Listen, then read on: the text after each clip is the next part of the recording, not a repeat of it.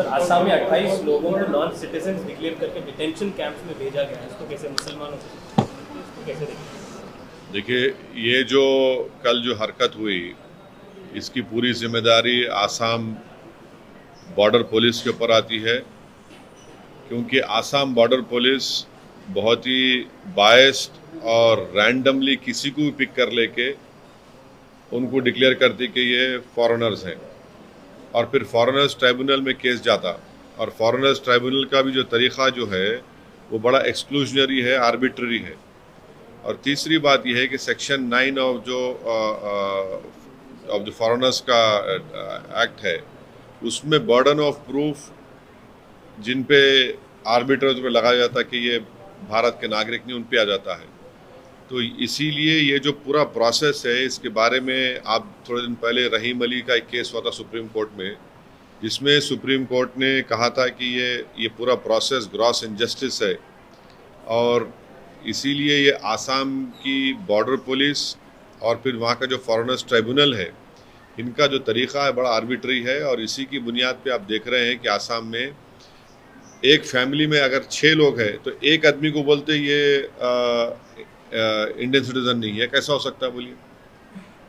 Family में अगर पूरे होना एक को बोलते, और फिर एक जगह पर इन 28 लोगों को जमा करना वहाँ पर, और जमा करके एक तमाशा करना और उनकी चीख पुकार की आवाज़ें जो सबको फ़िक्रमंद और परेशान कर रही है।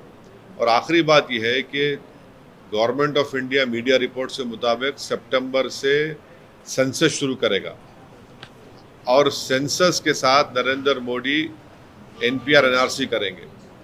जो स्टेट्स जैसा तेलंगाना है, यहाँ पर तेलंगाना की असेंबली में एक रेजोल्यूशन पास हुआ असेंबली में यूनानिमस के सेंसस होगा मगर NPR NRC नहीं होगा। मगर मोदी ये चाहते कि सितंबर में सेंसस होगा तो NPR NRC के साथ कराया जाए। अब जब NPR NRC होगा तो यही नज़ारे पूरे मुल्क में नज़र आएंगे हमको, खुदा ना खास्ता।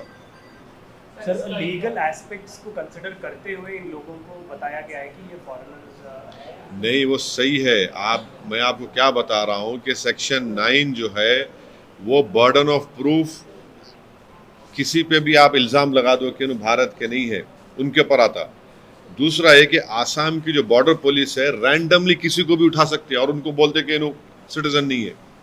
और फिर 2017 में यही ट्राइब्यूनल के मेंबर्स को रिन्यू नहीं करे, गवर्नमेंट वो जवाब दाखिल करी है बोल करके वो लोग काम सही नहीं कर रहे। काम सही नहीं कर रहे का मतलब क्या है कि ज़्यादा लोगों को आप लोग डिक्लेयर नहीं कर रहे कि ये इंडियन सिटीजन नहीं है।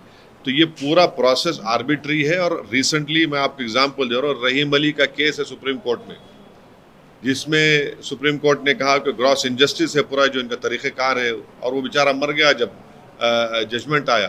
तो ये बड़ा ही अच्छा, इनको आप लिख जाके डिटेंशन में रखेंगे।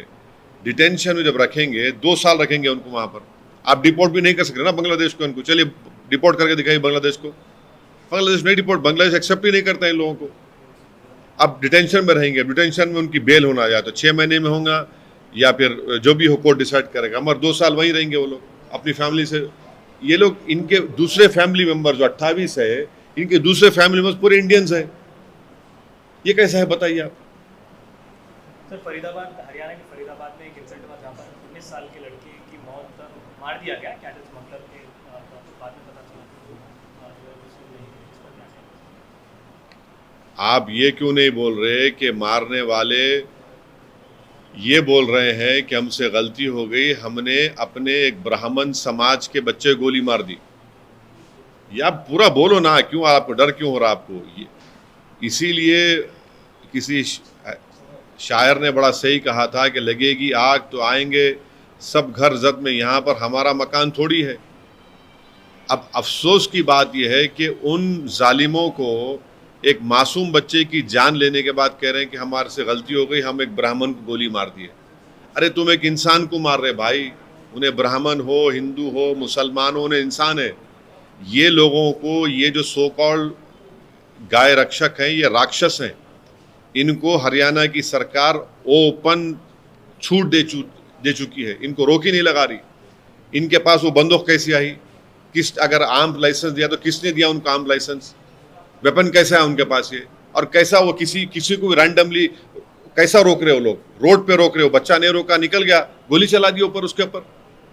एक माँ अपने, एक भाई अपने घर में एक बच्चे की मौत हो गई, चाहे वो किसी मजहब का हो। तो ये हरियाणा सरकार जो है इस तरह के राक्षसों को प्रमोट कर रही है, इनको वेपन्स दे रही है और उनको रोड पे खड़ा कर रही है। क्या पुलिस क्या अपनी ड्यूटीज क्या पुलिस हरियाणा की इनको दे चुकी है क्या?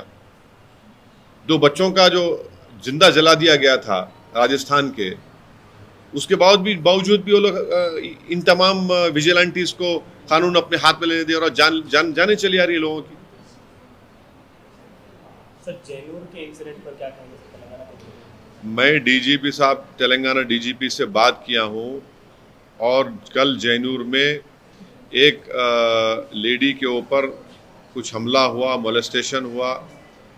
ये न्यूज़ मेरे पास है, वो सही है नहीं है वो बाद में मालूम होगा। फिर ये भी मालूम हुआ कि एक ऑटो ड्राइवर को अरेस्ट भी करे, जेल को भिजा दिए। आज जो मेरे पास न्यूज़ है कि एक मस्जिद के ऊपर वहाँ पर कुछ कोशिश की गई। मैं वीडियोस देख रहा हूँ, अगर वो सच है नहीं है मुझे नहीं मालूम, मगर डीजीपी ने मुझसे एश्योर किया है कि वो मॉनिटर कर रहे हैं, एडिशनल फोर्सेस भी जा रहे हैं। हम अमन की अपील कर रहे हैं, हम तेलंगाना की सरकार से अपील कर रहे हैं कि किसी को भी कानून अपने हाथ में लेने की इजाज़त नहीं देनी चाहिए और जो भी वायलेंस में इंडल्ज कर रहा है उनको पूरों को पकड़ने की ज़रूरत है। ऐसा नहीं हो सकता कि जो चाहे किसी के दिल में आ जाए और मैं हरकत कर लूँ, मैं किसी के घर पे जाके मोटरसाइकिल को डैमेज करूँ या घर को डैमेज करूँ या किसी की वो जला दूँ। मैं कानून की सुप्रीमेसी होनी चाहिए, रूल ऑफ लॉ की सुप्रीमेसी होनी चाहिए। ऐसा नहीं हो सकता कि कोई मॉब आए और जो चाहे मनमानी कर ले। तो मुझे उम्मीद है, क्योंकि डीजीपी मुझे एश्योर किए हैं और हम उम्मीद करते हैं कि वहाँ के एसपी जो आसिफाबाद के एसपी है वो फ़ौरन हालात को नॉर्मलाइज करेंगे और जो कोई भी इस वायलेंस में इन्वॉल्व है उनको पूरों को इमीडिएटली अरेस्ट करके उनको जेल को भिजाया जाएगा और कोर्ट से उनको सज़ा दिलाई जाएगी। सर